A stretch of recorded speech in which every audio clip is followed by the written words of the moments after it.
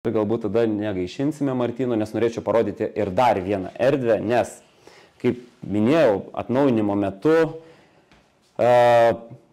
žinojome, kad yra tam tikros erdvės, bet apie kai kurias erdvės mes spėjome, nes jos tiesiog buvo užmūrytos, o mums būtent jų funkcionalumo išnaudojimo labai reikėjo ir aš dabar į vieną iš tokių patalpų jūs ir kviečiu, kurią aš vadinu pastato plaučiais ar netgi širdimi.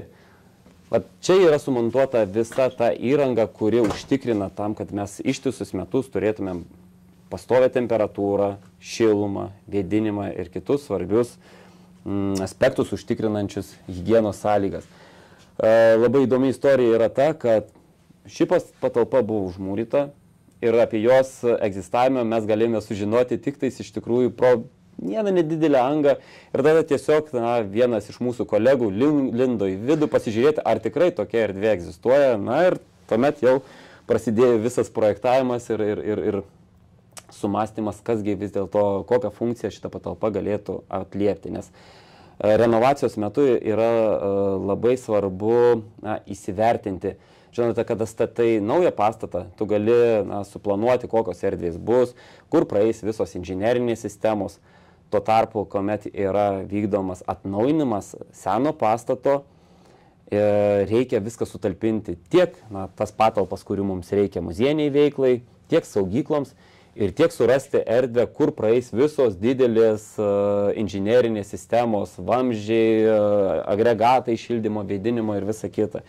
Ir čia yra tikrai labai didelis iššūkis projektuotojams, tam, kad iš mūsų netimti erdvės, kur mes norime skirti muziejiniai veiklai, bet tuo pačiu ir užtinkrinti šito pastato funkcionavimą. Tai čia yra vienas iš tų pavyzdžių ir viena iš tokių erdvių. O buvo daugiau tokių erdvių, kurios buvo netikėtai atrastos ar galbūt mažai naudotos, bet tvarkant jos buvo pasitelktos ir jų paskirtis atrasta nauja? Jeigu taip įvertinti procentaliai, tai aš manau apie 30% šio pastato erdvių buvo prikeltos naujam gyvenimui. Tai yra tų erdvių, kurios nenaudotos jokiai funkcijai, apart sandėliavimo kažkokiu tai nereikalingų dalykų. Ir dabar šio jau įvykusio remonto metu ir vis dar tebevykstančio remonto maždaug apie toks kiekis papildomo ploto, papildomų erdvių bus pritaikytas vienokiai ir kitokiai funkcijai atlikti. Tai mano nuomonė, kad tai yra tikrai labai svarbu, todėl kad vis tiek norisi, kalbant apie pastato eksploatavimą, maksimaliai išnaudoti visas jo įmanomas erdves.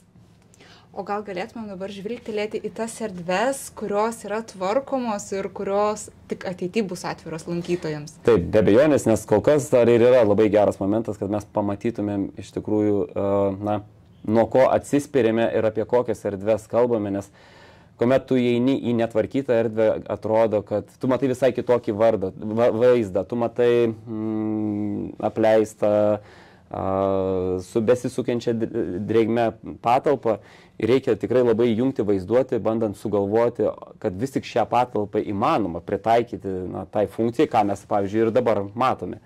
Tai prašau.